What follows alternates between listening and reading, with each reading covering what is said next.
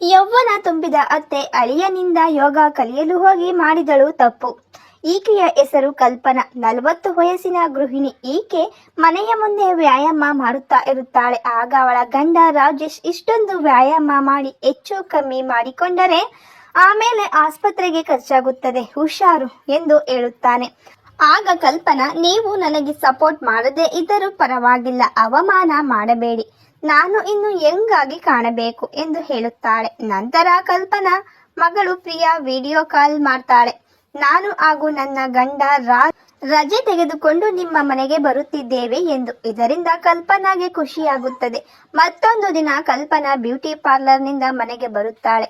ನಾನು 1,500 ಕೊಟ್ಟು gold facial ಮಾಡಿಸಿದ್ದೇನೆ, ಹೇಗೆ ಕಾಣಿಸುತ್ತಿದ್ದೇನೆ ಎಂದು ಗಂಡನಿಗೆ ಕೇಳುತ್ತಾಳೆ. ಆಗ ಅವನು, ಈ ವಯಸ್ಸಿನಲ್ಲಿ ನಿನಗೆ ಇದೆಲ್ಲ ಬೇಕಾ ಎಂದು ಸುಮ್ಮನೆ ಕೆಲಸ ಮಾಡುತ್ತಿರುತ್ತಾನೆ. ಆಗ ಕಲ್ಪನಾ ಅವನನ್ನು ಬೆಡ್ರೂಮಿಗೆ ಕರೆಯುತ್ತಾಳೆ. ಆದರೆ ರಾಜೇಶ್ ಅವಳಿಗೆ ಸಹಕಾರ ಕೊಡುವುದಿಲ್ಲ. ನನ್ನ ಗಂಡ ಮುದುಕನಾಗಿದ್ದಾನೆ ಎಂದು ಬೈದುಕೊಳ್ಳುತ್ತಾಳೆ.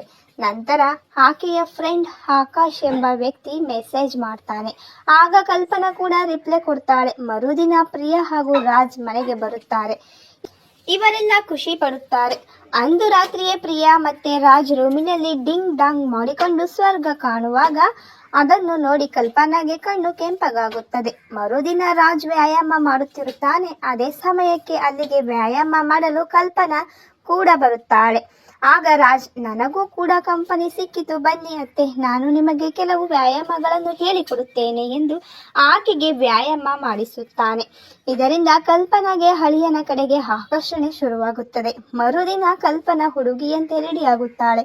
ಅದಕ್ಕೆ ಪ್ರಿಯಾ ಕೂಡ ಸಹಾಯ ಮಾಡಿರುತ್ತಾಳೆ. ಅದನ್ನು ನೋಡಿ ರಾಜೇಶ್ಗೆ ಶಾಕ್ ಆಗಿ, ಈ ವಯಸ್ಸಿನಲ್ಲಿ ಇದೆಲ್ಲ ಬೇಕಾ ಎಂದು ಹೇಳುತ್ತಾನೆ. ಆಗ ಕಲ್ಪನಾ, ಹೊಟ್ಟೆ ಕಿಚ್ಚು ಪಡಬೇಡಿ, ನಾವು ಶಾಪಿಂಗ್ ಹೋಗುತ್ತಿದ್ದೇವೆ ಎಂದು ಹೇಳುತ್ತಾಳೆ. ನಂತರ ವಾಪಸ್ ಬಂದ ಮೇಲೆ ಕಲ್ಪನಾ ಚಿಕ್ಕ ಚಿಕ್ಕ ಬಟ್ಟೆಗಳನ್ನು ಶಾಪಿಂಗ್ ಮಾಡಿರುತ್ತಾಳೆ. ಅದೆಲ್ಲ ನೋಡಿ ರಾಜೇಶ್ಗೆ ಬೇಸರವಾಗುತ್ತದೆ. ಅಂದು ಮಧ್ಯರಾತ್ರಿ ಕಲ್ಪನಾ ಆಕಾಶ್ ಜೊತೆಗೆ ಚಾಟ್ ಮಾಡುತ್ತಿರುತ್ತಾಳೆ. ಆಗ ಅವನು ಸಿಗೋಣ ಎಂದು ಮೆಸೇಜ್ ಮಾಡಿದಾಗ ಕಲ್ಪನಾ, ಎಲ್ಲಿ, ತನ್ನ ವಯಸ್ಸು ಗೊತ್ತಾಗುತ್ತದೆ ಎಂದು, ಸಿಗುವುದಕ್ಕೆ ಆಗುವುದಿಲ್ಲ, ಬೇಕಾದರೆ ಫೋನ್ ಮಾಡುತ್ತೇನೆ ಎಂದು ಕರೆ ಮಾಡಿಕೊಂಡು ಮಾತನಾಡುತ್ತಾ ಹೊರಗಡೆ ಬರುತ್ತಾಳೆ. ಆದರೆ ಅಲ್ಲಿ ನೋಡಿದರೆ ಹಾಲ್ನಲ್ಲಿ ರಾಜ್ ಕೂತ್ಕೊಂಡು ಕಲ್ಪನಾ ನಂಬರ್ಗೆ ಕರೆ ಮಾಡುತ್ತಿರುತ್ತಾನೆ. ಅವನು ಆಕಾಶ್ ಎಂಬ ಫೇಕ್ ಪ್ರೊಫೈಲ್ ಮಾಡಿ ಚಾಟ್ ಮಾಡುತ್ತಿರುತ್ತಾನೆ. ಈಗ ಆ ನಂಬರ್ಗೆ ಕರೆ ಮಾಡಿರುತ್ತಾನೆ. ಅವನು ಆಕಾಶ್ ಎಂಬ ಫೇಕ್ ಪ್ರೊಫೈಲ್ ಮಾಡಿ ಕಾಲ್ ಮಾಡಿರುತ್ತಾನೆ. ಆಗ ಅದನ್ನು ನೋಡಿದ ಕಲ್ಪನಾಗೆ ಶಾಕ್ ಆಗುತ್ತದೆ. ಆದರೆ ರಾಜ್ ಯಾವುದೇ ಸಂಕೋಚ ಪಡುವುದಿಲ್ಲ. ಒಳ್ಳೆಯದೇ ಆಯ್ತು ಅತ್ತೆ, ನಮ್ಮಿಬ್ಬರ ರಹಸ್ಯ ನಮಗೆ ಗೊತ್ತಾಗಿದ್ದು ನನಗೆ ಗೊತ್ತು, ನೀವು ಒಂಟಿತನ ಫೀಲ್ ಮಾಡುತ್ತಿದ್ದೀರಿ ಎಂದು. ನಾನು ಕೂಡ ಒಂಟಿಯಾಗಿದ್ದೇನೆ. ಈಗ ನಾವಿಬ್ಬರು ನಮ್ಮ ಆಸೆಗಳನ್ನು ಪೂರೈಕೆ ಮಾಡಿಕೊಳ್ಳೋಣ ಎಂದು ಕಲ್ಪನಾ ಮೇಲೆ ರಾಜ್ ಕೈಯಾಡಿಸುತ್ತಾನೆ. ಆಗ ಆಕೆಗೆ ಸಂಕೋಚವಾಗುತ್ತಾ ಇರುತ್ತದೆ.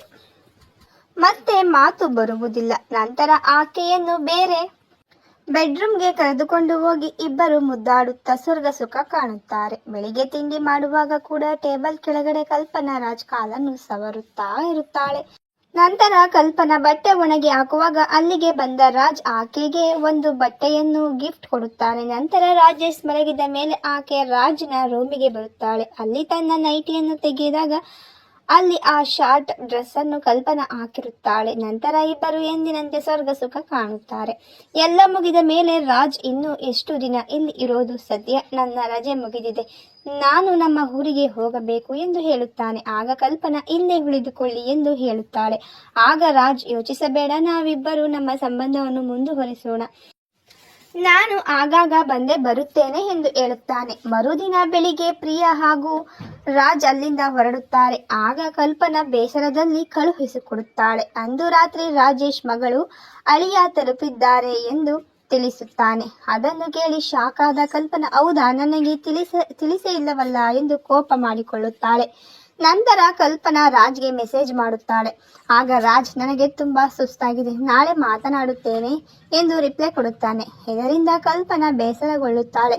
ಮರುದಿನ ಬೆಳಿಗ್ಗೆ ಕಲ್ಪನಾ ಸ್ನಾನ ಮಾಡಿ ಬರುವಷ್ಟರಲ್ಲಿ ರಾಜೇಶ್ ಆಕೆಗೆ ಫೋನ್ ಅನ್ನು ನೋಡುತ್ತಿರುತ್ತಾನೆ. ಅದರಲ್ಲಿ ಅವರಿಬ್ಬರ ರೊಮ್ಯಾಂಟಿಕ್ ಫೋಟೋಗಳು ಇರುತ್ತವೆ. ನಂತರ ಕಲ್ಪನಾ ಬಂದ ಮೇಲೆ ರಾಜೇಶ್, ಏನಿದೆಲ್ಲ, ಅಳಿಯನ ಜೊತೆ ಈ ರೀತಿ ನಡೆದುಕೊಂಡು ಇದ್ದೀಯಾ ಎಂದು ಕೇಳುತ್ತಾನೆ. ಆಗ ಕಲ್ಪನಾ ಇದು ಹೇಗಾಯಿತು ನನಗೆ ಗೊತ್ತಿಲ್ಲ ಎಂದು ಹೇಳುತ್ತಾಳೆ. ಆಗ ರಾಜೇಶ್ ಅವಳ ಕಪಾಳಕ್ಕೆ ಬಾರಿಸುತ್ತಾನೆ. ನೀನು ಯುವತಿಯಾಗಲು ಬಯಸಿ ಬೇರೆ ಗಂಡಸರನ್ನು ಆಸೆ ಪಡುತ್ತಿದ್ದೀಯಾ? ಅದು ಬೇರೆ ಯಾರೂ ಅಲ್ಲ, ನಮ್ಮ ಅಳಿಯನನ್ನು, ನಿನ್ನ ಸ್ವಂತ ಮಗನ ಗಂಡನನ್ನು.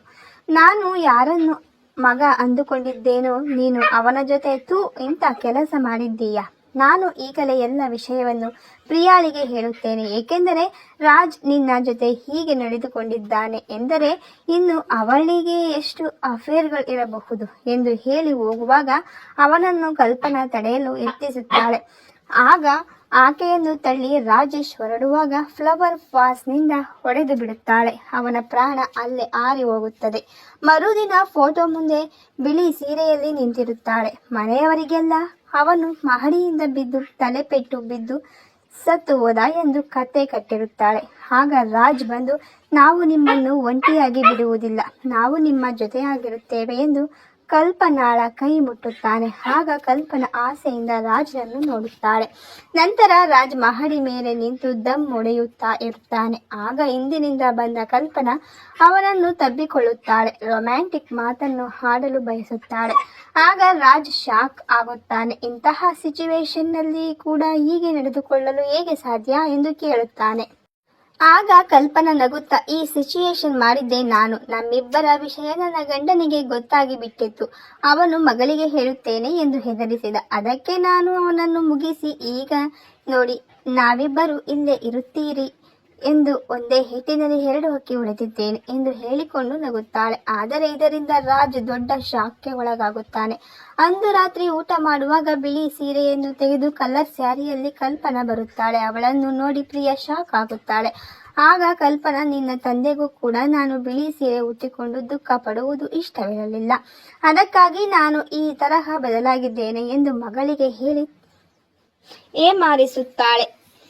ಅಂದು ಮಧ್ಯರಾತ್ರಿ ರಾಜ್ಗೆ ಕರೆ ಮಾಡಿ ತನ್ನ ರೂಮ್ಗೆ ಕಲ್ಪನಾ ಕರೆಸಿಕೊಳ್ಳುತ್ತಾಳೆ. ನಾನು ನಿನಗೋಸ್ಕರ ಕಾಯುತ್ತಿದ್ದೇನೆ ಎಂದು ಬೆಡ್ಗೆ ಕರೆಯುತ್ತಾಳೆ. ಆಗ ರಾಜ್ ನೀನು ಇಂತಹ ಸಿಚುವೇಶನ್ನಲ್ಲಿ ಸ್ವಲ್ಪ ನಿಧಾನವಾಗಿ ಯೋಚಿಸಬೇಕು, ತಪ್ಪು ಮಾಡಬಾರದು, ಪ್ರಿಯಾ ಕೂಡ ಮಲಗಿದ್ದಾಳೆ ಎಂದು ಅಲ್ಲಿಂದ ಎದ್ದು ಹೋಗಿಬಿಡುತ್ತಾನೆ.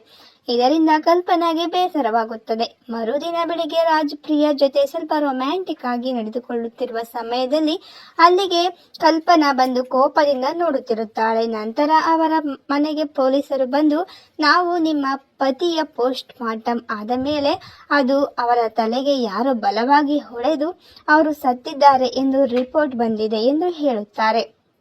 ಇದರಿಂದ ಕಲ್ಪನಾಗೆ ಗಾಬರಿಯಾಗುತ್ತದೆ.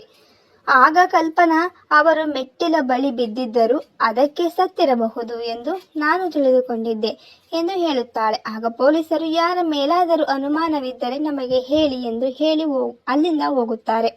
ಅಂದು ಮಧ್ಯರಾತ್ರಿ ರಾಜ್ನನ್ನು ಬೆಡ್ರೂಮ್ಗೆ ಮತ್ತೆ ಕರೆದುಕೊಂಡು ಬಲವಂತ ಮಾಡುತ್ತಾಳೆ. ಆಗ ರಾಜ್ ಪೊಲೀಸರು ಕೂಡ ತನಿಖೆ ಶುರು ಮಾಡಿದ್ದಾರೆ.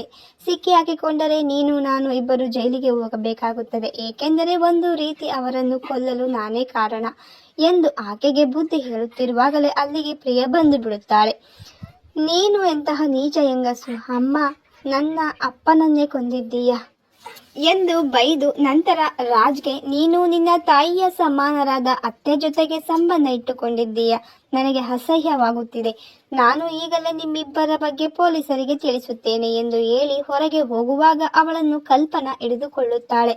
ನೋಡು ಪ್ರಿಯಾ, ಇದನ್ನು ಒಪ್ಪಿಕೋ, ಆವಾಗ ನಾನು ಇಡೀ ಆಸ್ತಿಯನ್ನು ನಿನಗೆ ಕೊಡುತ್ತೇನೆ, ಆಗ ನೀನು ನಿನ್ನ ಗಂಡ ಇಲ್ಲಿ ಆರಾಮಾಗಿರಬಹುದು ಎಂದು ಹೇಳುತ್ತಾಳೆ. ಆಗ ಪ್ರಿಯಾ, ನೀನು ನನಗೆ ಏನು ಭಿಕ್ಷೆ ಕೊಡಬೇಡ, ನನ್ನಪ್ಪ ಆವತ್ತೇ ನನಗೆ ಹೇಳಿದರು ಇಡೀ ಆಸ್ತಿಯನ್ನು ನಿನ್ನ ಹೆಸರಿಗೆ ಬರೆದಿದ್ದೇನೆ ಅಂತ, ನೀನು ನನಗೆ ಯಾವುದೇ ದುರಾಸೆ ತೋರಿಸಬೇಕಾಗಿಲ್ಲ ಎಂದು ಹೇಳುತ್ತಾಳೆ.